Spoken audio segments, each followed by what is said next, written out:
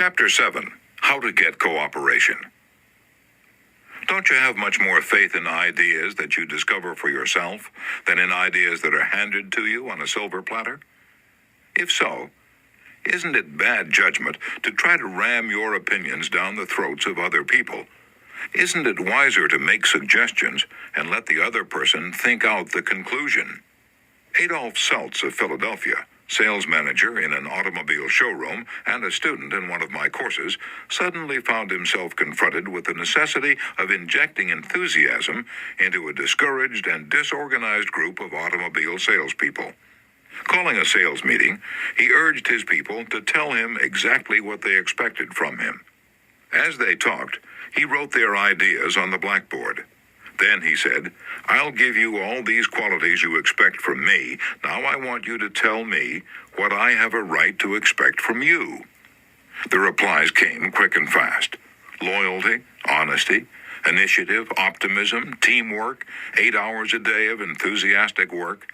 The meeting ended with a new courage, a new inspiration. One salesperson volunteered to work 14 hours a day, and Mr. Seltz reported to me that the increase of sales was phenomenal. The people had made sort of a moral bargain with me, Mr. Seltz said, and as long as I lived up to my part in it, they were determined to live up to theirs. Consulting them about their wishes and desires was just the shot in the arm they needed. No one likes to feel he or she is being sold something or told to do a thing. We much prefer to feel that we're buying of our own accord or acting on our own ideas. We like to be consulted about our wishes, our wants, our thoughts. Take the case of Eugene Wesson. He lost countless thousands of dollars in commissions before he learned this truth. Mr. Wesson sold sketches for a studio that created designs for stylists and textile manufacturers. Mr. Wesson had called on one of the leading stylists in New York once a week, every week, for 3 years. "He never refused to see me," said Mr. Wesson, "but he never bought. He always looked over my sketches very carefully and then said, 'No, Wesson, I guess we don't get together today.'" After 150 failures, Wesson realized he must be in a mental rut, so he resolved to devote one evening a week to the study of influencing human behavior to help him develop new ideas and generate new enthusiasm. He decided on this new approach. With half a dozen unfinished artist sketches under his arm, he rushed over to the buyer's office. "Here's some uncompleted sketches. Won't you please tell me how we could finish them up in such a way that you could use them?" The buyer looked at the sketches for a while without uttering a word.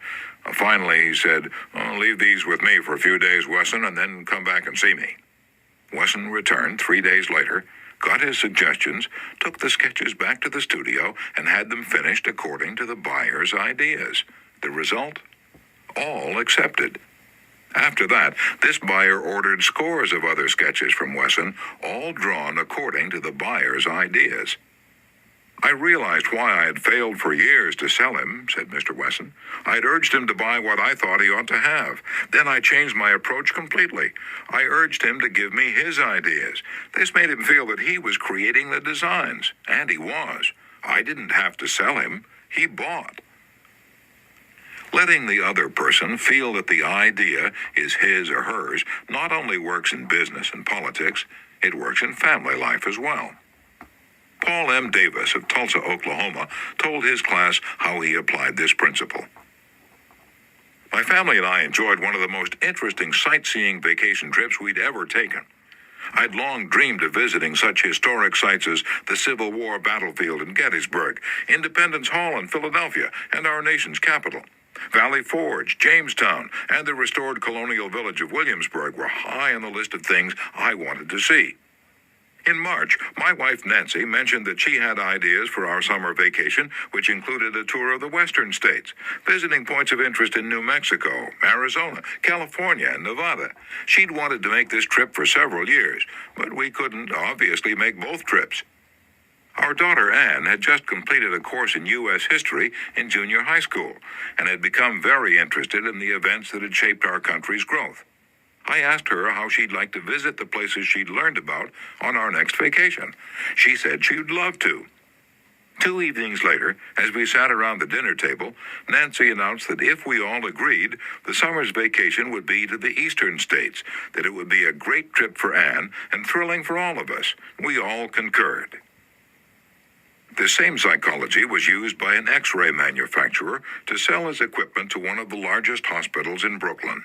This hospital was building an addition and preparing to equip it with the finest X-ray department in America. Dr. L, who was in charge of the X-ray department, was overwhelmed with sales representatives, each caroling the praises of his own company's equipment. One manufacturer, however, was more skillful. He knew far more about handling human nature than the others did. He wrote a letter, something like this: "Our factory has recently completed a new line of X-ray equipment. The first shipment of these machines has just arrived in our office. They are not perfect, we know that, and we want to improve them. So we should be deeply obligated to you if you could find time to look them over and give us your ideas about how they can be made more serviceable to your profession. Knowing how occupied you are, I shall be glad to send my car for you at any hour you specify." "I was surprised to get that letter," Dr. L said as he related the incident before the class. "I was both surprised and complimented. I had never had an X-ray manufacturer seeking my advice before. It made me feel important. I was busy every night that week, but I canceled a dinner appointment in order to look over the equipment. The more I studied it, the more I discovered for myself how much I liked it. Nobody had tried to sell it to me. I felt that the idea of buying that equipment for the hospital was my own. I sold myself on its superior qualities and ordered it installed." Ralph Waldo Emerson, in his essay Self-Reliance, stated, "In every work of genius we recognize our own rejected thoughts. They come back to us with a certain alienated majesty." Colonel Edward M. House wielded an enormous influence in national and international affairs while Woodrow Wilson occupied the White House. Wilson leaned upon Colonel House for secret counsel and advice more than he did upon even members of his own cabinet. What method did the colonel use in influencing the president?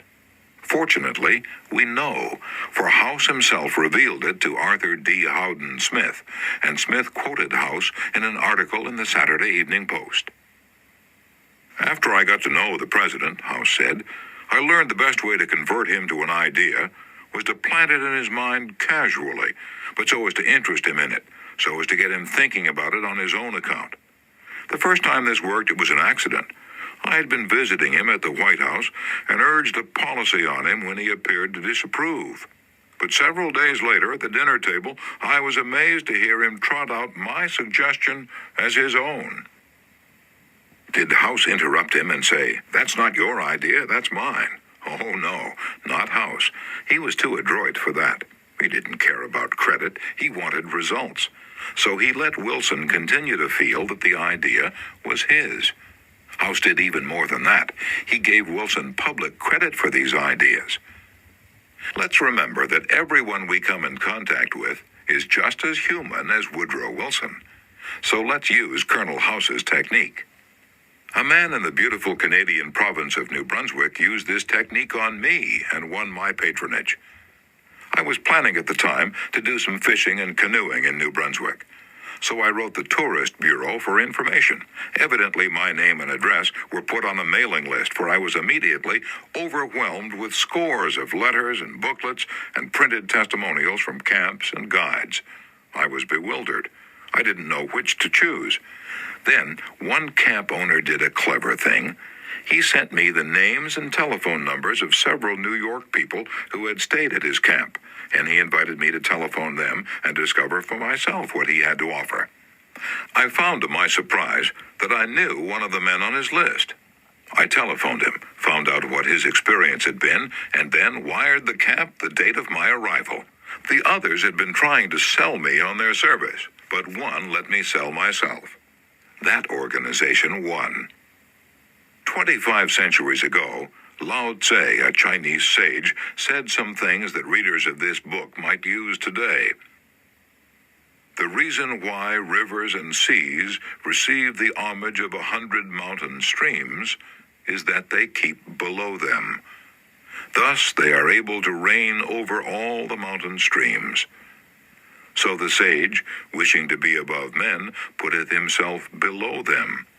Wishing to be before them, he putteth himself behind them. Thus, though his place be above men, they do not feel his weight. Though his place be before them, they do not count it an injury. Principle 7. Let the other person feel that the idea is his or hers.